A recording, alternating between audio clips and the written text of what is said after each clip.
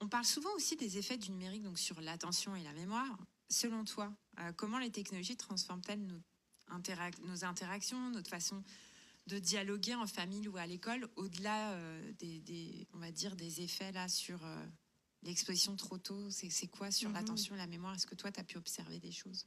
Mais je crois que nos interactions sont en train d'être complètement révolutionnées par les technologies de plusieurs façons. D'une part, il y a des nouveaux codes qui sont créés dans la manière de communiquer. Par exemple, les échanges qu'on a vont être toujours plus brefs. L'exigence de réaction spontanée ou immédiate aussi à un message qu'on reçoit, ou de chercher à tout documenter ou tout communiquer en temps réel. Ça aussi, c'est une révolution quand on compare à il y a à peine quelques décennies. Puis c'est sûr que c'est documenté par plusieurs études que nos appareils, en fait, l'utilisation qu'on en fait, ça a des coûts cognitifs.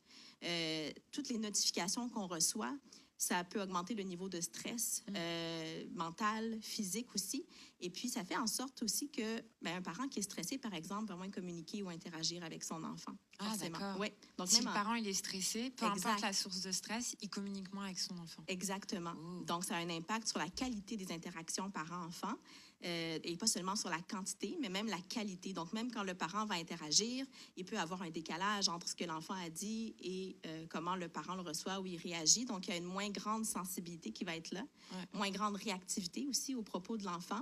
Puis, on sait aussi que la capacité d'empathie, c'est quelque chose qui se développe dans les interactions humaines. Oui, c'est ça. Donc, et du coup, pas dans le numérique. Ouais.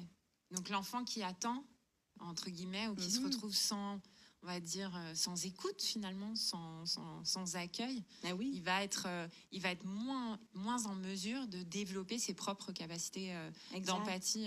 Donc, ça a un impact à long terme, si je comprends bien. Oui, absolument. Et puis, du fait justement que c'est dans les premières années du développement du cerveau, c'est une étape très charnière. Le cerveau est très malléable quand on est petit, très réceptif, des millions de connexions de neurones qui se produisent. Donc, c'est une étape, j'aime pas dire qu'il va être trop tard, il n'est jamais trop tard pour intervenir, mais une étape où quand la stimulation ne se fait pas de façon adéquate ou optimale, on perd du temps précieux.